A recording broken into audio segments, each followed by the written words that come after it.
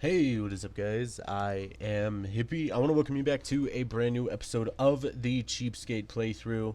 Once again, we're going to go ahead and start with our level and how long we've been playing, that type of stuff, and we'll talk a little bit about how this episode, in between these 15 quests, was a bit different from the first two. So, basically, you can see that it took me 2 hours, so I've doubled my time in between the first two and the third one. That was only because I had to run Tower of Ascension in between these two.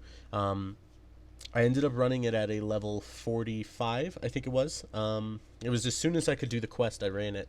And I did it with a little bit of help from my mage. Basically, what I did was ran through all the floors with my mage, put all the tokens in the bank, went through with my knight, and finished all the floors. So I ended up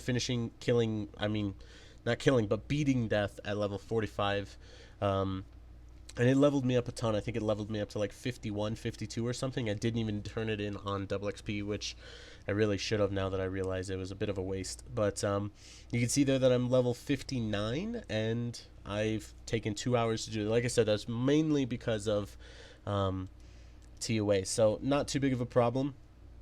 It's not going to be, I guess, a regular hour in between every episode.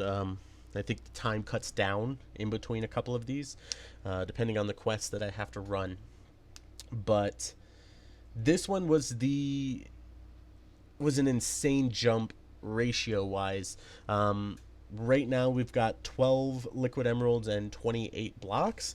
So the math for that is basically 13 times, or 1,300% of episode 2. We had 60 emerald blocks. Now we have almost 12 and a half liquid emeralds. That's pretty insane. I don't expect that big of a jump in between this one and the next one, but we are going to start heading into Gavel. So I'm going to say my guess for the next one is going to be 20 liquid emeralds. I think we're going to make 8 liquid emeralds in the entirety of those next 15 quests.